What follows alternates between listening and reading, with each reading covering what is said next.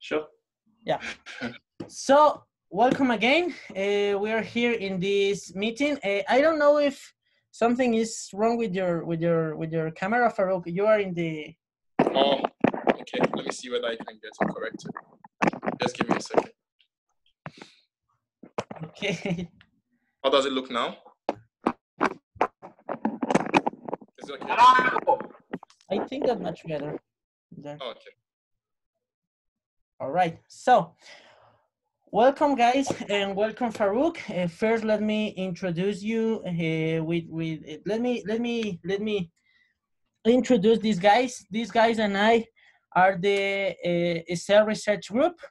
We are a group of students that wants to learn and understand topics related with behavioral economics and computational economics. They are students of the they are students of the economics undergrad and education undergrades, and I think that we also have one student that is already graduated, but I think that we make some research. We try to make some research. We schedule meetings every week. We discuss papers, and we talk about the principal references of our field. And these are these guys. We are this group. Also, for you guys, let me introduce Farouk.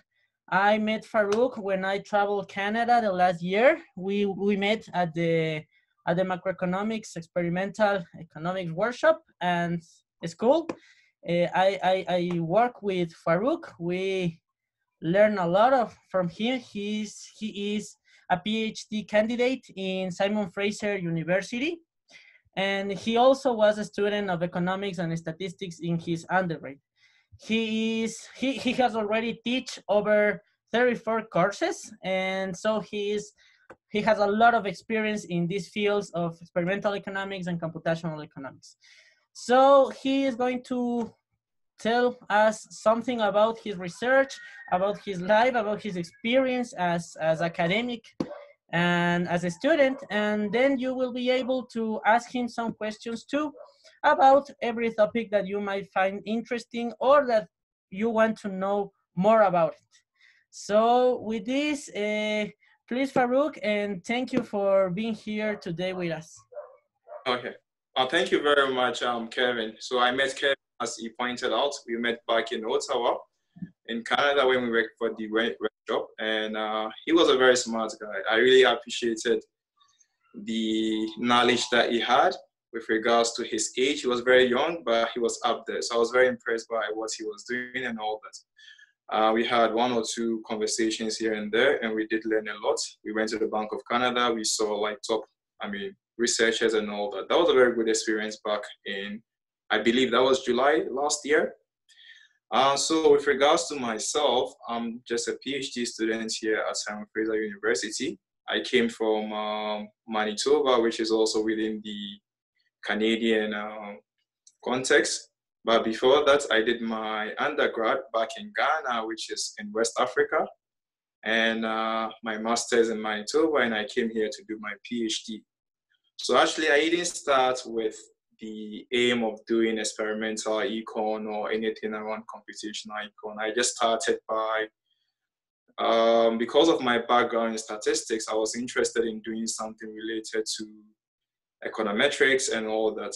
But when I came here to do my PhD, I realized that experimental economics is something that because most of the times, we make a couple of assumptions, and when the assumptions don't hold, the implication is that our results might be wrong, right? So there's a need for us to strengthen our assumptions and get to know whether the assumption is correct or not, and what the implication will be in terms of our research. So that's how come I was introduced to experimental econ, and I had a bit of computational economics as well, in terms of learning a couple of algorithms and how the two complement each other. So over the past year or two, I've been working heavily in those two fields. And as part of my primary interest, I'm also interested in time series stuff. And that's basically it. So in terms of research, that's about it. In terms of teaching, I started teaching when I was back in Ghana, when I finished my undergrad. So I worked as a TA and I helped. So after my undergrad and I came to Canada, I did a couple of TA shifts here. So that's where I think Kevin said I taught 34 courses. Yeah, so I had a lot of experience with teaching as well. Again, I think with regards to the way the world is trying to turn around, there's a need for us to always complement everything with a very good assumption. So teaching these courses, one thing that came up is how strong are these assumptions and what are the fields that are needed to make the assumptions pretty much realistic.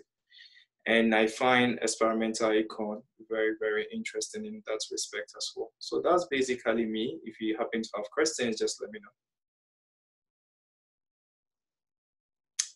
Kevin? Yes, if you have some questions about what he have just said, or if you want to ask something else that you might have interest in, you can ask Farouk.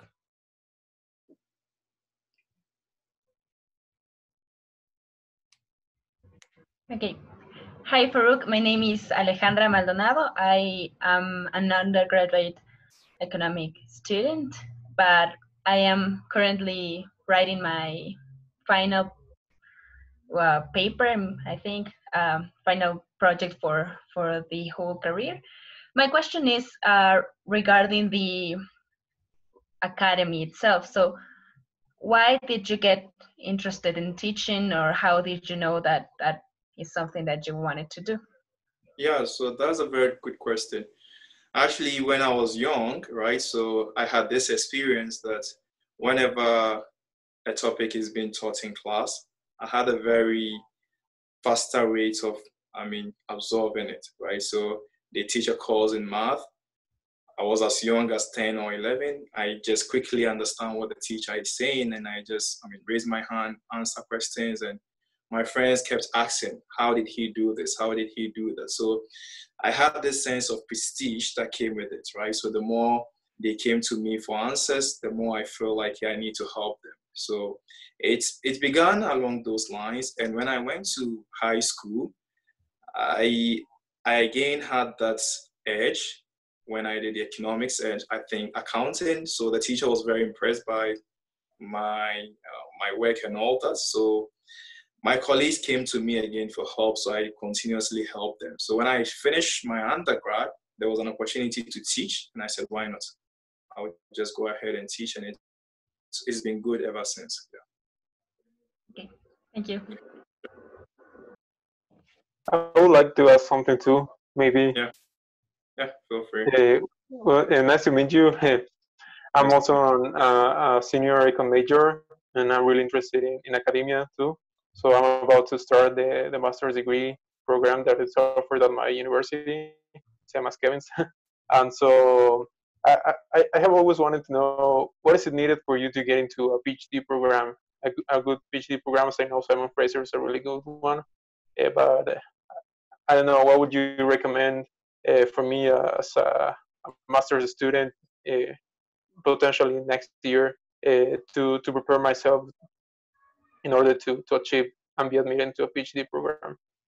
That's a good question. So it comes in two forms, right? So for you to succeed in a PhD program, you first of all have to assess the first year. So in Simon Fraser University, and I believe all universities with Canada or the North American context, they have what they call the comprehensive exam. So this is where you come in, you spend the whole year doing like coursework, you don't do any research, you just, do pure theoretical stuff in terms of micro, macro econometrics, and you end up writing an exam and getting to see whether you pass or fail. When you pass, then you continue to your next year.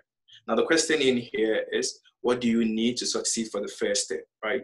And that's where your math skills comes in. So in the first year, it's all about your understanding of the theory, and the theory is almost nothing without math, right? So if your math is not really strong, then it might be a bit of a difficulty in the first year. But if you have a very good understanding of math and you have your undergrad in economics, then it becomes much easier for you to progress to the next year. Now, when you get to the next year, that's where your interest comes to play, which interest, what really, excites you. What are you interested in studying? And thus, that will be up to you, and it comes with discipline as well. Yeah. Okay, so I also was wondering about what would you recommend when applying to university for your PhD, to take into account mostly the ranking of the university, or maybe the specific focus of the department? Because I'm really interested mostly in experimental economics, but also in macroeconomic theory. Should I look for a department that is specifically strong on those topics, or maybe like a general really good ranked department? Actually, yeah, that's a very good question. I wouldn't want to say go for a department that is really strong in one particular field or otherwise. Now, the thing is, sometimes you have these top researchers. If, for instance, you aim for this top researcher, he's in this school, you want to go for him, he might be recruited for someone maybe the next year. So you end up choosing a school because of an individual, and at the end of the day, you might not meet him or her, and you end up being a bit stuck. Now, when you go for the department in general, there is much there's much consistency in terms of what they produce. So you might not be at a risk of losing out, right? So that's one thing I would say. Is a department good? Are they good in what you are doing? Can you complement with your own efforts? If so, you can just go with it. When I was applying here, what I looked out for was that there was a student that came here who was from my country, and he did very well. So I just looked up to him and I was like, I'm gonna come here. You might have your own ideas of coming in, I'm going to do this research, but PhD is like a different animal in itself. You come in the first year, you realize the environment, you go like, no, I don't want to do this anymore. My interest has shifted. So my general advice is, how good is the school? Is it good? Then you can just trust it, come there. If something changes, you know it's good, you still can find someone. If you still want to go with your research, you're still, confident. But if you just choose individuals, then it becomes a problem. Okay, thank you. Thank you for that answer too. That was also helpful for me. Yeah. So, any one of the another guys wants to ask us something, or anyone wants to talk about him or herself? Probably. It might be you, Felipe. You know a lot of things about finance, about macroeconomics that are also interest of Farouk research. Hi, hi Farouk. Nice to meet you. I had like kind of more like different questions regarding the ones you have already answered.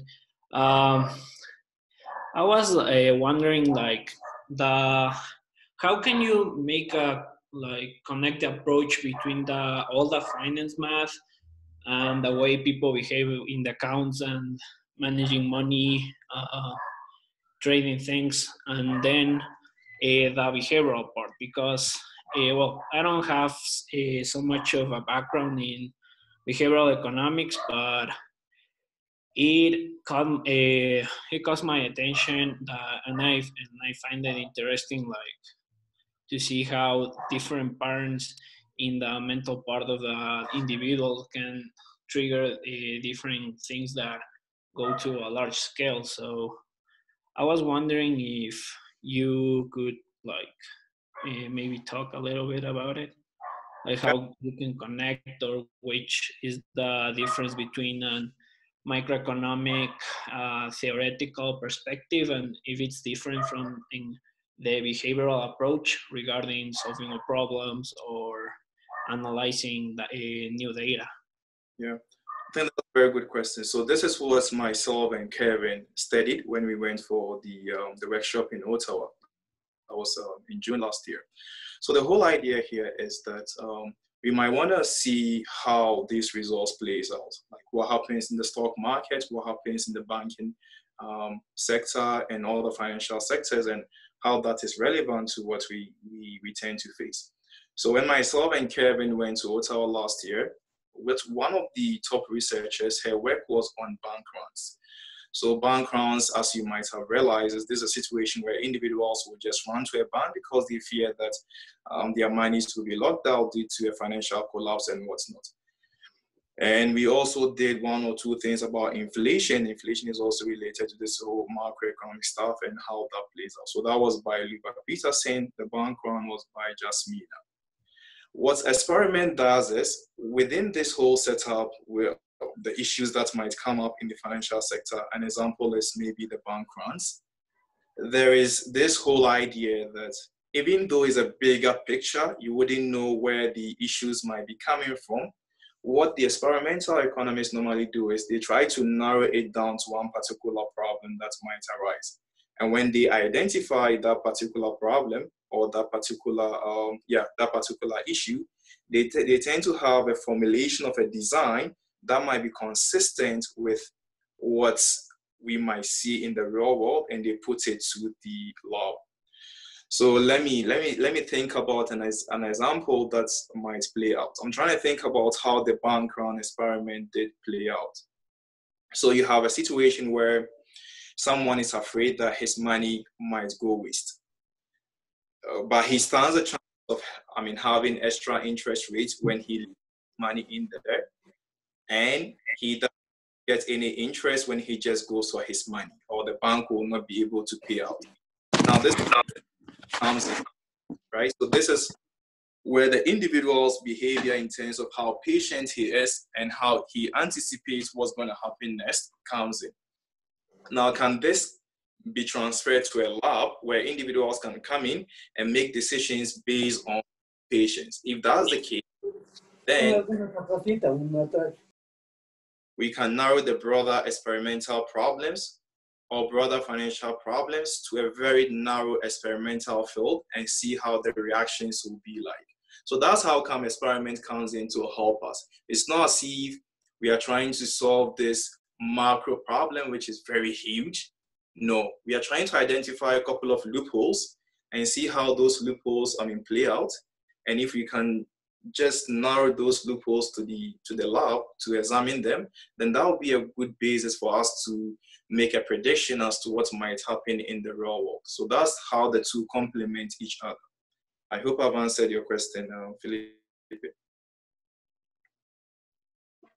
Yeah, thank you. Yeah, if you have extra questions, if it's not clear, just draw my attention, and I probably have to look at a different example as well. Okay, thank you very much. Sure. Does anybody has another question to Farouk? Because Kevin, do you remember the bank run experiment that we did with Jasmina? Yeah, I remember that because I work with something similar with the GOR. We make. Oh, really? We try to make a first experiment very similar to the one you have you just presented there. Even we presented to Janina, and she told us that it was interesting. I can also give you what we made with him and with. What was the name of the Italian guy? Do you remember? Is it Camera? No, the Italian guy, but the one that was with us in the school. Oh yeah. My roommate, I've forgotten his name. Yeah, I also forgot his name. My roommate, yeah. Yeah, but I work with him and with Igor, the guy from Russia. Yeah. Yes, yeah.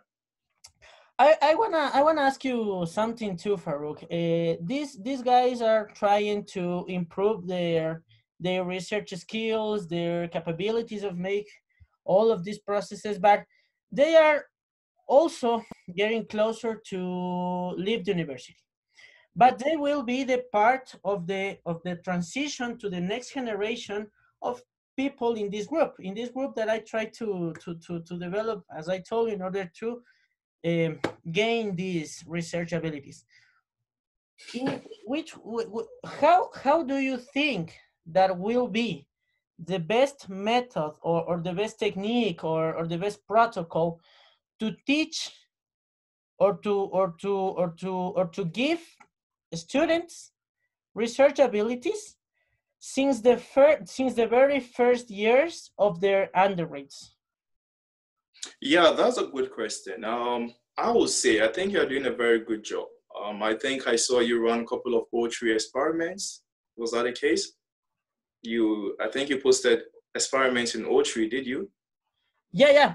We were trying. I was trying to teach them how to program in O3. I program in O3, but for my job in the university, I try to teach them. But we also cover another topics. We have models in Python. We have models in R and how to handle data. We also try to develop this part of the HTML and some kind of that thing. But I think that we haven't complete, and we have not a complete O3 training. We are maybe not able to develop a whole game. I make a whole game for my thesis, but we haven't completed that part of the train. We are not able to complete an experiment with O3. I did one actually. I have it on my website. It's on. I had a workshop on Python and O3 and how to develop a game. So if you might want to have a look at it, that would be good. I think that is one thing that I find really interesting. If you really want to develop them, maybe from the earlier onset and have very good researchers, I think you're doing a very good job in that respect. So one thing I would advise is, in order to have a very strong group of this nature, I think you should focus more on the Python programming and the O3 that you just pointed out. I think that's a very good, that's a very good start. After that, all the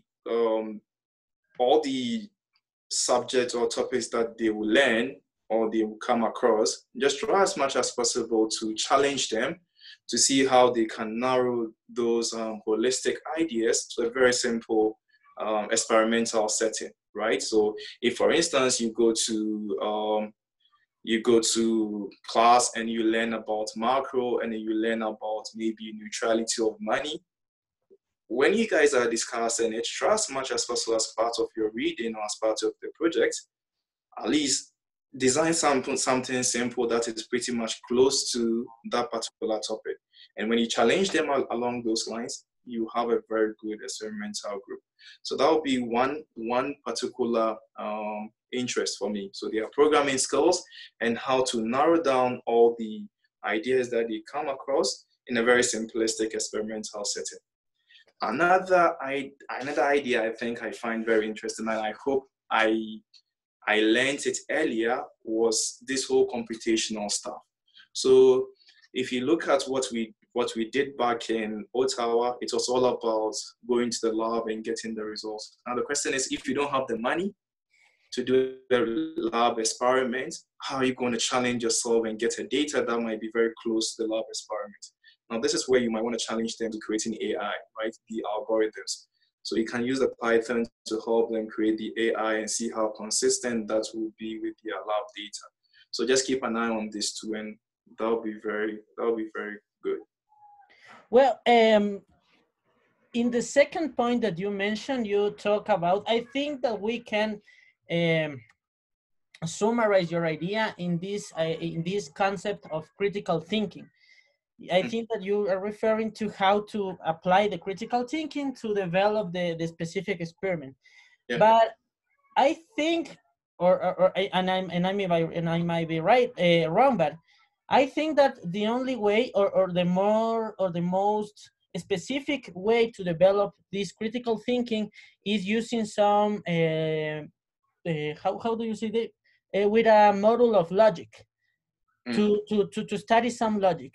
Do you think that this is the best way, or do you find another way that it's more? It depends on the educational background, right? So if you have, so here in Canada, you have undergrads, some take economics, but with philosophy. Some do take economics, but with math. Some take economics with statistics. So it depends on the type of student group that you have. If you have a student group that have economics in addition to math or statistics, then you wouldn't be much interested in logic, because at the end of the day, they will learn logic in their other math class, right? So you don't have an issue over there. So if your student group is a bit different, if they have economics background, and non-math background, then you have an issue with logic and you might want to pay attention on that.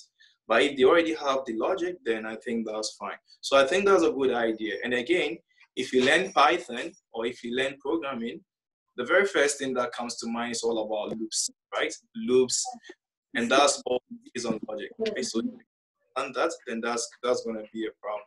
So I don't know how your group is like. If they already have math, that's a very good start. But if they don't have it, then I think you have a very good point. The logic is very critical. Okay. I think we are approaching our time, so I don't know if any one of you want to ask some final question to Farouk, maybe. Yeah, feel free. I have some minutes. I can take questions. Yeah. So, anyone who haven't speak yet? So, again, until some of them decide to ask something, I think Mario also wants to ask you another question. Go ahead, Mario. Oh, thank you so much. Yeah, I'm really interested about the research skills that you need to have in order to succeed at a postgraduate program, because at our undergraduate program, I mean, in some classes you get to do some research, but not at the scope that you need to succeed at a doctoral program or a master's program. So what would you recommend us, like, individually, for us to get some familiarity with research papers, with a really academic environment of research? I think that's something that usually for people as so young, as like us, it's something pretty challenging when we want to pursue a graduate program. So what would you recommend us? Yeah, specifically, I mean, with getting in touch with academic production.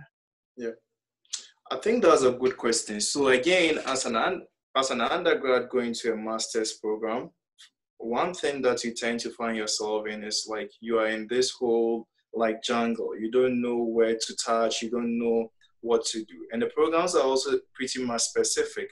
So in North America, for instance, you might come for a program and they wouldn't require you to produce any research paper. You just do your coursework and you produce something very simple, which is like a 10 paper. So you don't necessarily have too much concern in terms of having good quality research at the end of your master's, and you are done by 1 year.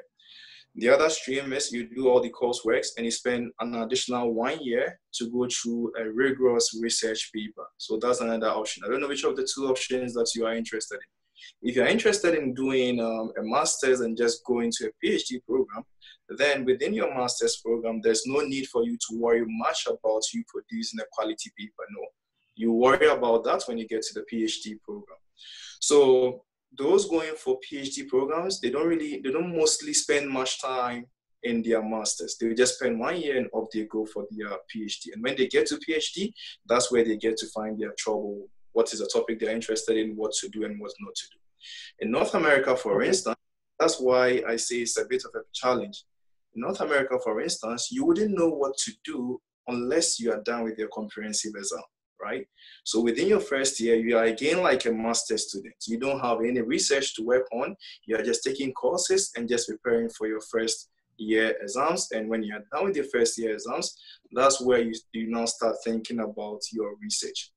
It might be the case that you're in your undergrad or during your master's, an idea came to mind and you've been thinking about it and you really want to touch it. If that's the case, then you have a good start, because this is an idea you're working on. You've already taken the courses. You've already developed, very good ground to start, and that's much easier. If you find the idea pretty much junk or it has been tackled already, then you have to start from the scratch again. So regardless of your training, you have to find a new idea and start working along those lines. Unlike Europe or in the UK, where you just go with your research and you just start working on your research, here it's a bit different. So as an academic, one thing I'll point out here is, even though you need to have a very good research training, which is very paramount, one thing that's the one thing that I find most important is how versatile are you in terms of your line of thinking. How quickly can you look at an issue and bring up a topic and see how you can tackle it? And that's what Kevin was trying to point out, logic, right? So for instance, if you have a very good logical reasoning, you might see a problem that has been tackled by someone, but your logic will tell you that, hey, he didn't do this right, he didn't do that right. So I'm going to take the same topic and improve upon it based on his loopholes. So it depends on how versatile you are with your thinking. Reading papers, going for coursework and all that also helps, but you are the most important factor at the end of the day. Thank you. Sure. Thank you very much. Wow. Okay, somebody else maybe? I have like two questions. Feel free. One, the first question is, would you advise, for example, to get to go like directly to a specialization field, kind of like, for example, applied behavioral economics or operation research, or do first a master degree in economics that is more like a general, and then jump to another one and then see if you can like link it to the PhD? That's the first question. Okay. I think it depends on a couple of factors, right? So for instance, if you are very young, right? So that's what PhD does. If you are very young, you're really interested in academia, and you have very good, you have new and exciting ideas, then I wouldn't want you to limit yourself by just going to one stream and just ending your dream over there. So if, for instance, you're so good with like ideas, you're so good with research, you're very good with coding and all that, and you just finish your undergrad and just go to maybe one specific field, then you wouldn't know what you would have done with all the ideas if you were to relax, build on new concepts by going to a master's program and then going to a PhD. You would just limit yourself by just going for the operational or whatever area that you are going into. So if you guys are very young and you still have time, ahead of you, I would say be patient, pick up good master's program, get to know, learn new skills, new ideas, then venture into PhD. But if time is not on your side and you still believe that this is what I want to do, then you can just go for one specific stream. So it depends on you at the end of the day. Yeah, thank you. The second question is if you had some tips besides the ones that you mentioned with critical thinking, logic, and regarding the experiments. For example, when you have like this new idea that is kind of like you're trying to put it in the context of your country so you can analyze it, but you still can't like pull it all the way down so you can, for example, do a theoretical model or start seeing like how you compile the data so you can start doing the econometric part. So like, do you have any tips to like pull it down and start to make it like more? Yes, yeah, that's a good question. Actually, when you have a new idea, there are a couple of junks that just come to your mind and you wouldn't know how to narrow it down. Now, how do I do it? I do it by occasionally discussing it with my supervisor. And I don't know whether you guys might have supervisors that you work with, but Kevin might be a very good source, right? So you talk to the person and you pick up what they say, right? So the more you discuss your idea with someone you trust, and again, be careful not to over discuss your ideas because somebody might take it from you, right? So the more you discuss and you get a feel of what people are trying to say, then you have a sense of where to, probably narrow down, right? And coming back to your question again, when you have ideas like this and they are pretty much wild, you don't know where to narrow it down to, you can try using your own AI, right? What do I mean by AI?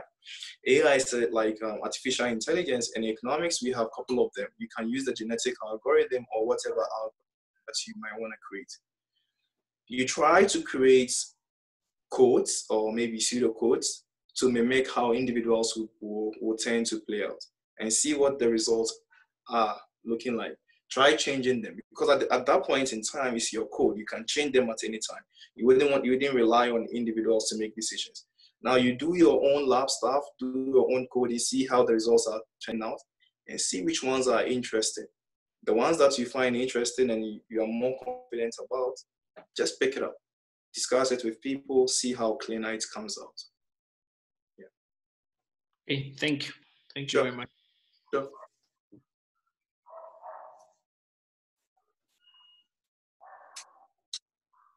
Kevin?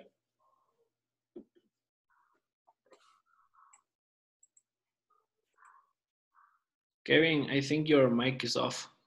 Oh, really? Oh, sorry for that. Sorry for that. Okay. Yeah.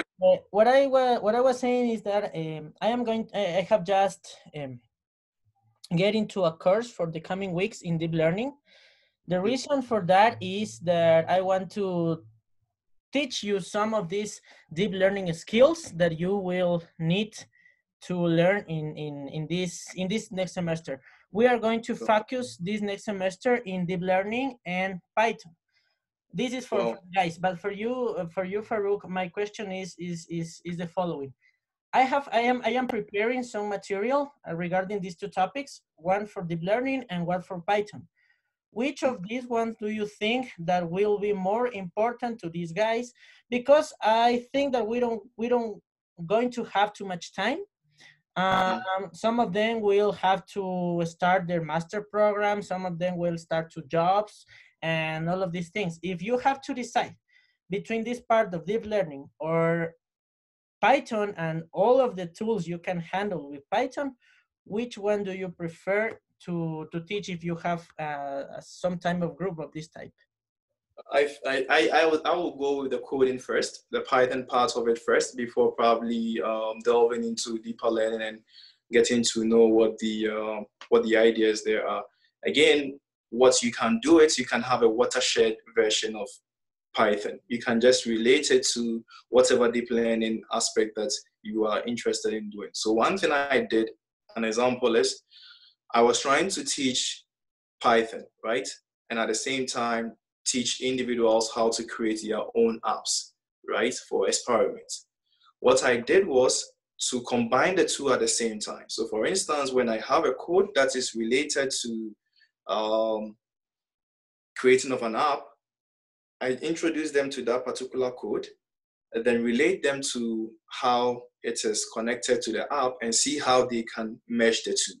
Then we go to the next step, still concentrating on Python as the main idea, but again, in terms of the empirical part of it, I just shift them to the application part of it as well.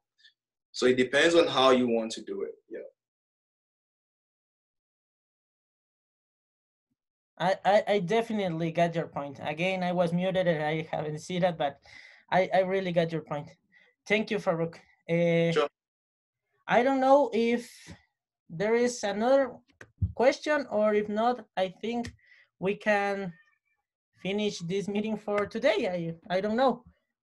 Does anybody have another question? I think Ale, yeah? Yes. I was interested in something that Farouk said regarding some other question. You mentioned that some students take philosophy and economics. So I was wondering how this connection works. And for example, I got my first degree in international relations. So I am interested in these social topics and, I don't know, anthropology, sociology, and things like that.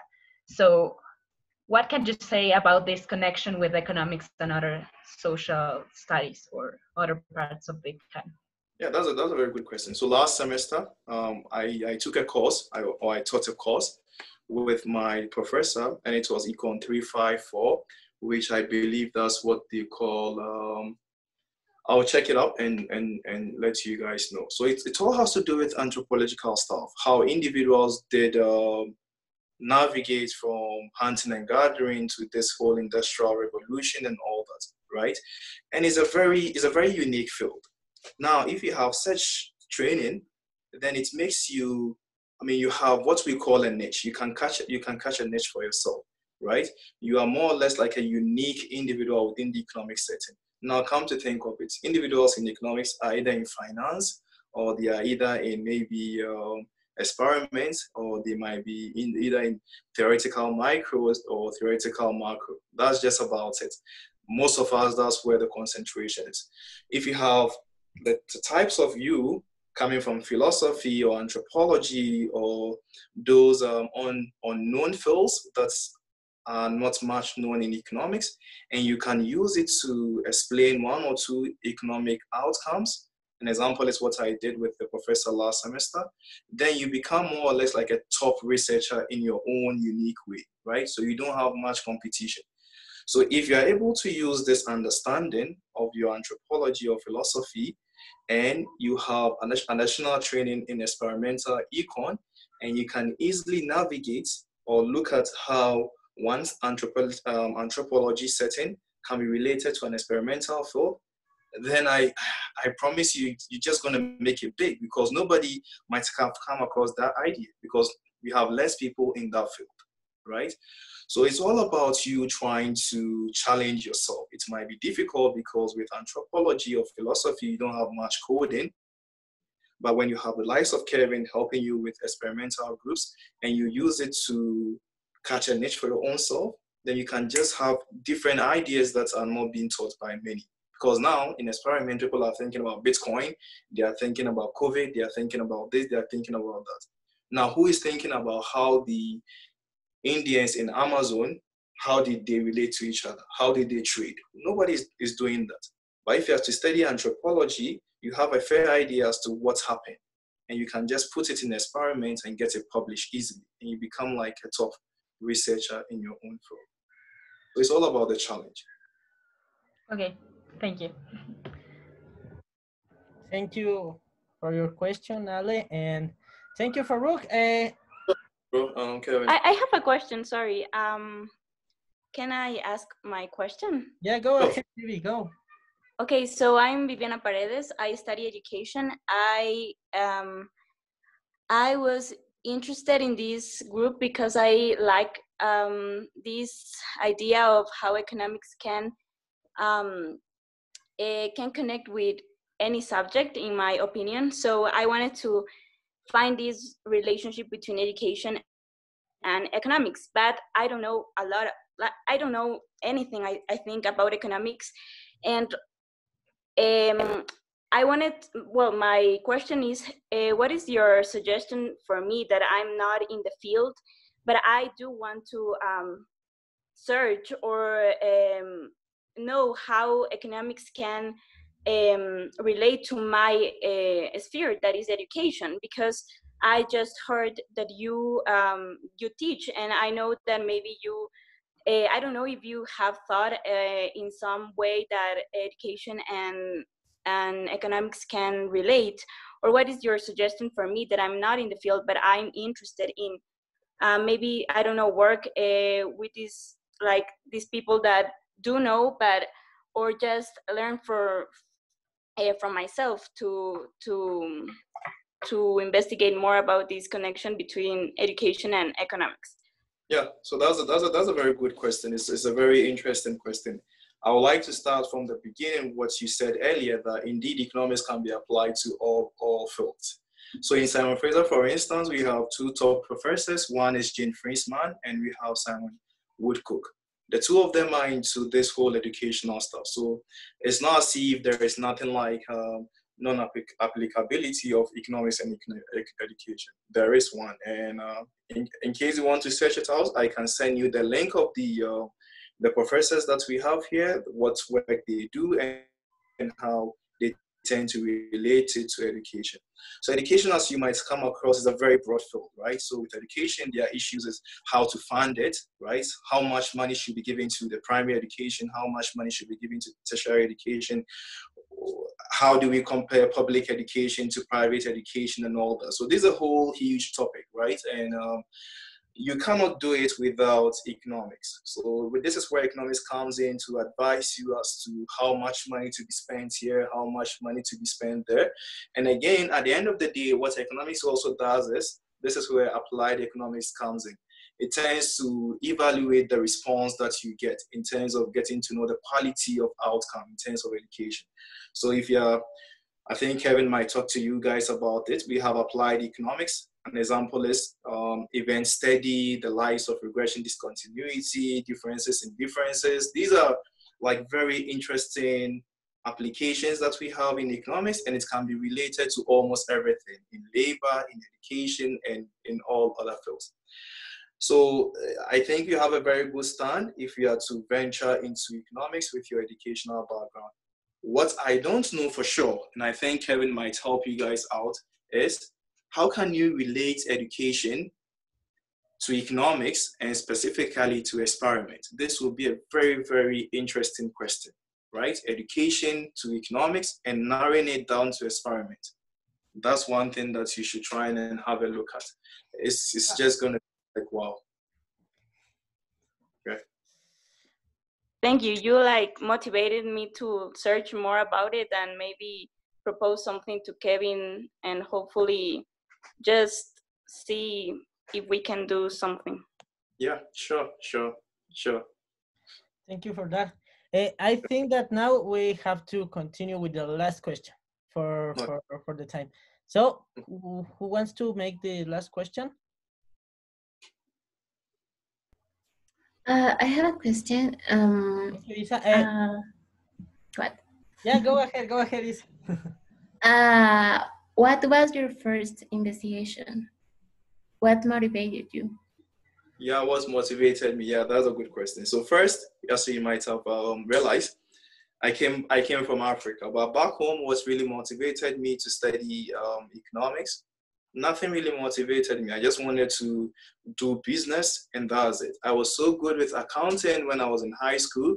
So when I wanted to go to university, I just wanted to go just do accounting, and that's the end of my life. I just become an accountant, and that's okay. Now, this is where Felipe's question came in and how economics helped me. So when I was applying for my tertiary school, I applied for accounting as part of the business school application, but unfortunately, they gave me economics with elective maths and statistics and computer science. And I was like, I don't want this. I've not applied for this, right? But my dad said, just go do it. Let's see what comes out of it. When I got in there, I realized how dynamic these fields are. They don't limit you. If you are studying accounting, it's all about debit, credit, something standard that everybody does. And that's the end of it.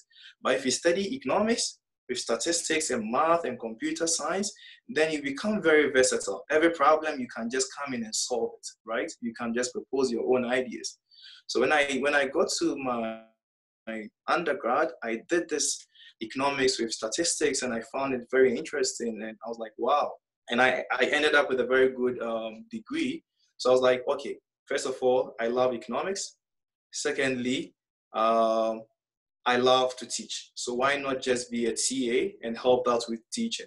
I did that, and I was like, okay, let me just apply for masters to do economics, because with statistics, if I come into economics, I know I have an upper hand, right? Because I know all about this probability stuff, so life becomes easier. So I was just motivated by my background to just come do my masters. And when I finished my masters, I was like, hey, I'm still like in good shape. I'm still young. I still love to do research. I still love to teach. So why not just come and then do a PhD and see how I can tackle the problems that can come my way. So it's all about my ability to help others through teaching and my ability to do research, right? So the two that motivates me to pursue more in terms of my PhD program. Yeah. Thanks, Farouk. Thank you again for your question, and I think that we are done for today. The last task, the last thing that I want to ask you for to every one of you is to please look into your camera, because I am going to take a photo of you. this is just for the future, to see every one of us in the future. So please put your face on the camera, and at the time, 1, 2, 3. Okay, I think that that's all. Thank you, Farouk, for your time. I really appreciate share this with you.